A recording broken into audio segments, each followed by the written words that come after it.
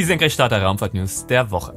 Mars-Helikopter eventuell abgestürzt. Japan gelingt als 5. Nation eine weiche Mondlandung. Aktuell aber Probleme mit der Energieversorgung. Signifikantes Update zu Starship und anderen SpaceX-Programmen durch Elon Musk. Details zum nächsten Starship-Testflug. John Deere schließt autonome Landmaschinen an Starlink an. Historischer Raumflug international und privat startet mit Axiom 3 zur ISS. Enormer Druck auf NASA Artemis-Programm. Strategische Entwicklungen und Pläne der US-Verteidigung im Weltraum, insbesondere im Hinblick auf den Mond. Ankündigung einer innovativen Hochenergie-Kickstufe von Impulse Space, die die Kapazitäten bestehender Raketen wie Falcon 9 erweitert. Und natürlich ein Ausblick auf die bevorstehenden Raketenstarts und Missionen. Das und noch viel mehr schauen wir uns heute an. Herzlich willkommen zu Senkrechtstarter, dem Raumfahrtkanal im deutschen Sprachraum. Beängstigende News aus den USA. Hier das Zitat aus der NASA JPL-Pressemitteilung zum 72. Flug von Mars-Helikopter Ingenuity. Am 18. Januar führte der Ingenuity-Mars-Helikopter der NASA seinen 72. Flug auf dem roten Planeten durch. Der Flug war als schneller vertikaler Aufstiegsflug konzipiert, um die Systeme des Hubschraubers zu überprüfen. Hintergrund: bei seinem vorherigen Flug war Ingenuity ungeplant vorzeitig gelandet. Die Daten, die Ingenuity während des Fluges an den Perseverance Rover gesendet hat, zeigen laut NASA, dass der Hubschrauber erfolgreich auf die ihm zugewiesene maximale Höhe von 12 Metern aufgestiegen ist. Während des geplanten Abstiegs brach dann die Kommunikation zwischen Hubschrauber und Rover vor dem Aufsetzen ab. Das Ingenuity-Team analysiert die verfügbaren Daten und erwägt die nächsten Schritte, um die Kommunikation mit dem Helikopter wiederherzustellen. Aktuell ist der Helikopter nicht im Sichtbereich des Rovers Perseverance. Wir drücken natürlich ganz fett die Daumen. Ich halte euch da weiter auf dem Laufenden. Zu spät für die schon sehr langen News letzte Woche. Elon Musk hat eine Ansprache vor SpaceX-Mitarbeitern in der Starbase gehalten. Das meiste daraus dürfte für euch und SpaceX-Mitarbeiter nicht wirklich neu gewesen sein. Richtig spannend wurde es erst dann in den letzten Minuten, als es um den Entwicklungsstand im Starship-Programm ging. Besonders interessant die Ursache, warum der zweite voll integrierte Starship-Flug am 18. November 2023 nicht die finale Flugbahn erreicht hat. Musk meinte leicht ironisch, eine Nutzlast an Bord hätte den Flug wahrscheinlich erfolgreich gemacht, denn abgelassener Sauerstoff habe ein Feuer verursacht und schließlich zu einer Explosion geführt. Ja, diesen Überschuss an flüssigem Sauerstoff hätte es bei einer Nutzlast nicht gegeben und hätte man daher auch nicht ablassen müssen. Schon im Livestream war zu sehen gewesen, dass der Sauerstofftank der Oberstufe später im Flug leicht leer gelaufen ist oder schneller leer gelaufen ist als der Methantank. Da hatten wir noch hin und her überlegt, was das sein könnte. Jetzt wissen wir also, das war absichtlich und hat letztendlich dann aber zu der Explosion geführt. Nun wurde also die Erklärung geliefert, es war beabsichtigtes Ablassen, um die Gesamtmasse zu verringern. Musk zeigte sich optimistisch, dass der dritte Flug die für diesen Flug dann geplante Umlaufbahn erreichen könnte. Der dritte Flug soll aber nicht nur die Umlaufbahn erreichen, sondern auch einen De-Orbit-Burn mittels Header-Tank demonstrieren. Auch soll für die NASA ein Treibstofftransfer innerhalb des Starships von einem Header-Tank zurück in den Haupttank stattfinden, was gleichzeitig dann als Vortest für Treibstofftransfers von Starship zu Starship gesehen wird. Weiter soll dann noch die Nutzlasttür, der sogenannte PES-Dispenser, getestet werden. Da sollen ja die übergroßen Starlinks dann in der nächsten Generation ausgeworfen werden. Zurück nochmal zum Deorbiting, also dem Absenken der Umlaufbahn. Ja, die Demonstration des Deorbiting, die ist ja auch entscheidend, um ein zuverlässiges Absenken des Orbits zu gewährleisten und schließlich einen kontrollierten Abstoß über unbewohntem Gebiet zu ermöglichen. Zwar soll Starship perspektivisch auch mal heil landen, aber auch dafür ist ja das kontrollierte Absenken der Flugbahn entscheidend. Heil landen, das bringt uns zum Ziel von SpaceX der vollständigen und schnellen Wiederverwendbarkeit. Die Startkadenz, die soll dafür schnell angehoben werden. Dafür soll auch der zweite Starship-Startturm in der Starbase beitragen, der während dieses Termins, soweit ich weiß, das erste Mal nun öffentlich bestätigt wurde. Dass Teile dafür bereits in der Starbase sind und uns diese Nachricht so nicht so ganz überrascht, mal beiseite gelassen. Musk nennt hier den zweiten Startturm auch entscheidend für die weitere Starship-Entwicklung, weil so parallel ein Turm modernisiert werden kann, während der zweite Starts ermöglicht und umgekehrt. 10 Flüge plane man für das Starship im Jahr 2024. Ich finde das relativ optimistisch. 3 bis 5 halte ich aber als Außenstehender, den ich nun mal bin, durchaus für realistisch. In Deutschland hat man sie, glaube ich, noch nicht so ganz auf dem Zettel. Bei mir tauchen sie in den News immer mal wieder auf. Punkt-zu-Punkt-Transporte mit Raketen. Elon Musk sprach unter anderem über ihre Zukunft, also über suborbitale, aber interkontinentale Starship-Flüge für Menschen, für Crew, also im Prinzip wie normale Linienflüge. Potenziell zu jedem Punkt der Erde in weniger als einer Stunde. Das Thema scheint also noch nicht vom Tisch zu sein. Zu der nächsten Iteration von Starship gab es nicht so viel Neues, außer sie sollen leistungsstärker und zuverlässiger werden und es gäbe Überlegungen, die gesamte Rakete auf bis zu 150 Meter zu verlängern und auf das dreifache Anschub einer Saturn-V-Mondrakete zu bringen. Aktuell ist man da beim doppelten Anschub von der Saturn V. Hab sie ja bei mir stehen. Wir haben von Elon Musk sogar einen Startzeitraum bekommen. Die Hardware für den nächsten Start, die soll in den nächsten Wochen fertig werden, noch im Januar. Die Startlizenz von der Federal Aviation Administration, kurz FAA, die erwartet man für Anfang Februar. SpaceX hat ja beide bisherigen Starship-Testflüge innerhalb weniger Tage nach Erhalt seiner FAA-Lizenz durchgeführt, was letztes Jahr zu Druck auf die FAA geführt hat. William Gerstmeier, Vize für Bau- und Flugzuverlässigkeit bei SpaceX, kritisierte in einer Senatsanhörung die Genehmigungsprozesse in den USA. Sie würden länger dauern, als die Hardware zu bauen. Ja, da zurzeit bei den Startvorbereitungen alles wie am Schnürchen läuft und deutlich schneller als vor IFT2, sollten wir den Februar als nächsten potenziellen Starttermin sehr, sehr ernst nehmen. Starship, Starship, Starship. Das Arbeitspferd von SpaceX, das heißt Falcon. Bis Starship voll einsatzbereit ist, werden Falcon 9 und Falcon Heavy weiter fliegen. SpaceX hat Startverträge für beide Raketen bis 2030. Elon Musk begann seine Rede auch nicht mit dem Starship, sondern er fing an mit dem Jahr 2023, dem besten Jahr in der Geschichte von SpaceX. Es gab 96 Flüge von Falcon 9 und Falcon Heavy. Es gab die ersten 2 Testflüge des Starships und es gab einen ersten Booster, der seine 19. Landung absolviert hat. Obwohl die Falcon-Wiederverwendung mal für 10 Flüge geplant war, reichten sie jetzt aktuell schon 20 Flüge und zwar ohne große Reparaturen. Aktuell arbeitet SpaceX daran, tatsächlich die Booster für 40 Flüge zu ertüchtigen. Das ist schon allerhand. Für 2024 plant SpaceX insgesamt 140 Starts der Falcon-Raketenfamilie. Elon Musk sagte, vielleicht schaffen sie sogar 150. Vor einem Jahr hätte ich das noch für absurd gehalten, aber mittlerweile ist man bei einer Wiederstartrate von 3 Tagen auf einem und demselben Pad. Laut Elon Musk peilt SpaceX hier 24 Stunden an bis zum Ende des Jahres. Das ist schon krass. Für regelmäßige Viewer von Senkrechtstarter keine Überraschung, der Landmaschinenhersteller John Deere möchte seine Traktoren über Satellit smart vernetzen. Darüber hatte ich auch unter anderem mit dem ESA Aerospace CEO Daniel Metzler gesprochen. Jetzt wurde SpaceX oder besser Starlink ausgewählt, um die Konnektivität für die autonom betriebenen John Deere Maschinen aus dem All zu gewährleisten. John Deere wird den Service 2024 zuerst in den USA und in Brasilien anbieten. Am Donnerstagabend ist der 3. private Raumflug zur ISS gestartet. Wir haben uns das live angeschaut und mit meinem Kumpel und wandelndem Human Spaceflight Lexikon Ian für euch auf Deutsch kommentiert. Axiom 3 war aus mehreren Gründen historisch. Zunächst einmal wurde der Axiom 3 Flug als der erste rein europäische Flug beworben. Im Großen und Ganzen stimmt das auch.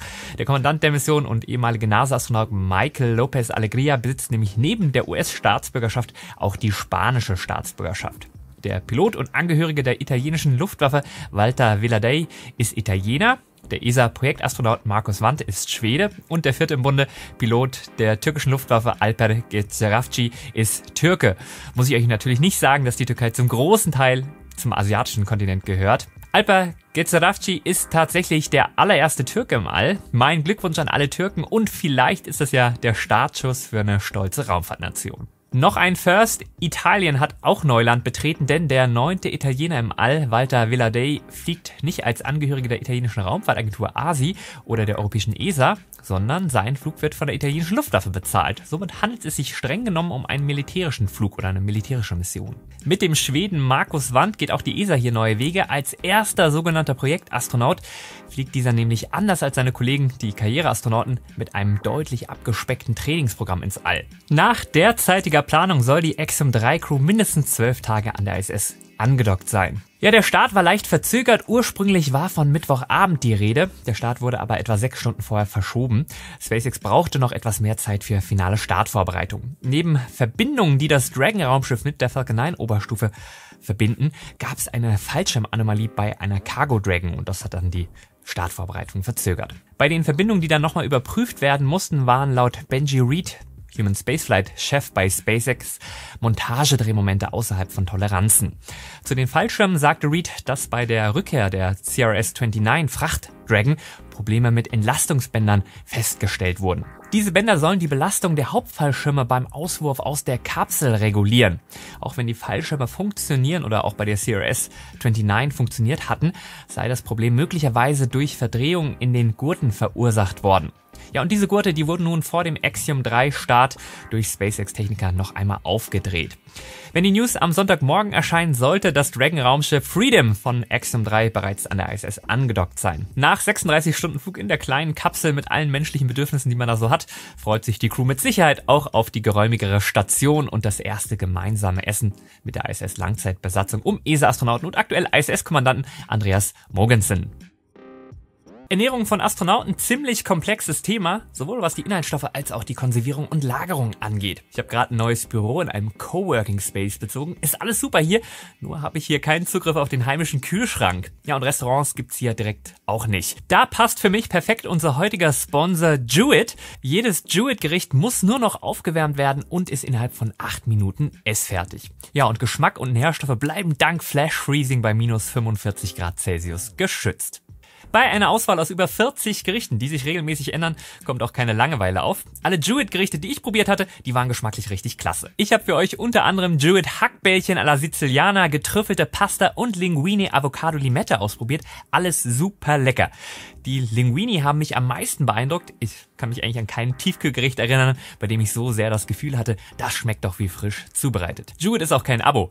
Du suchst dir einfach Gerichte aus und die werden dann express zu deinem Wunschtermin auf Trockeneis gekühlt zu dir nach Hause oder ins Büro geliefert. Gerade wer vom Kantinenessen frustriert oder sehr flexibel bei Arbeits- und Esszeiten sein muss, hat mit Jewett eine echte Alternative zum Essen bestellen. Das kann ja zu Stoßzeiten, zumindest hier in Hamburg, echt mal Pain sein. Jewett-Bestellung, Lieferung und Zubereitung sind super unkompliziert und geschmacklich gibt's überhaupt keinen Vergleich zu typischer Tiefkühlkost. Ich lege mir jetzt auf jeden Fall einen Vorrat Jewett-Gerichte in den Bürofreezer. Wenn du Jewett auch mal ausprobieren willst, mit meinem Link und dem Code Senkrechtstarter bekommst du 10% auf die erste Jewett-Bestellung. Steht auch unten in der Beschreibung.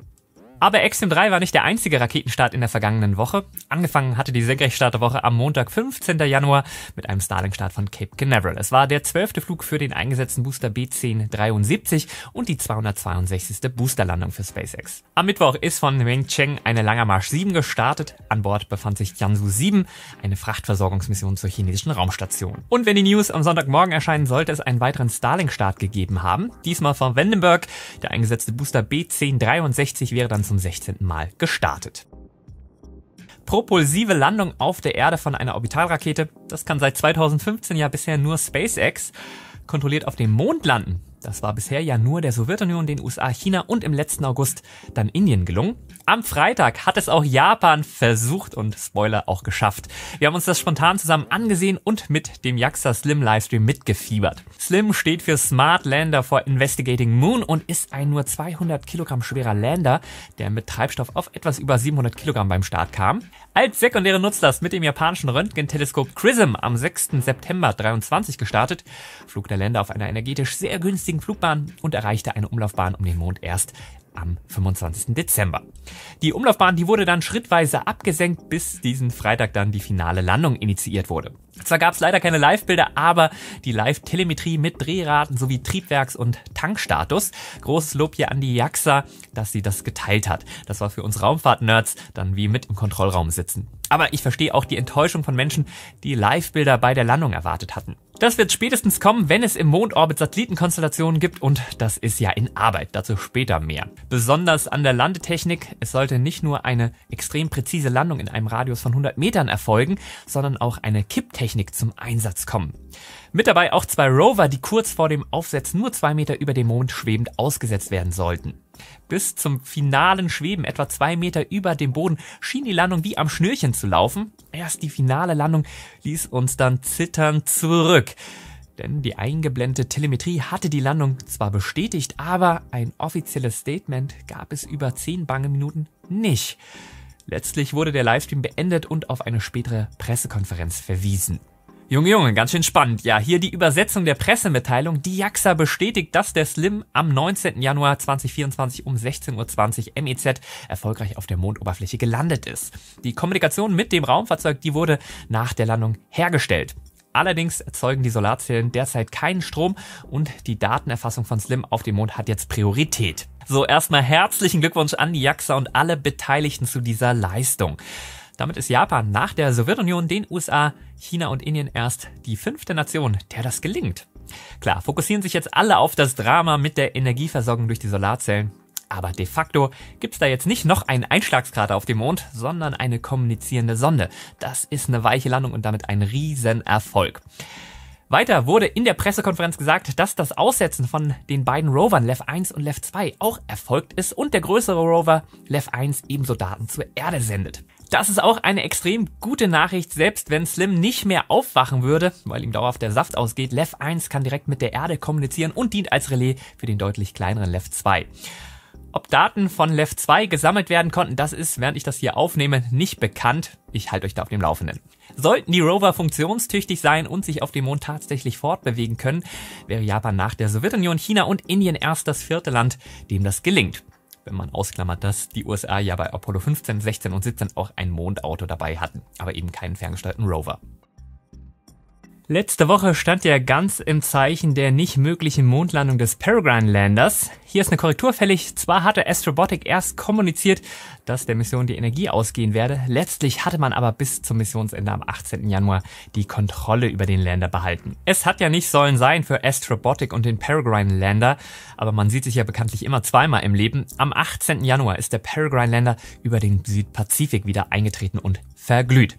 Trotz des Bilderbuchstarts der ULA Vulcan war wegen eines Treibstofflecks ja keine Mondlandung für Peregrine drin. Wie Astrobotic mitteilte, passten sie den Orbit von Peregrine aktiv an, um einen sicheren Wiedereintritt über unbewohntem Gebiet zu gewährleisten.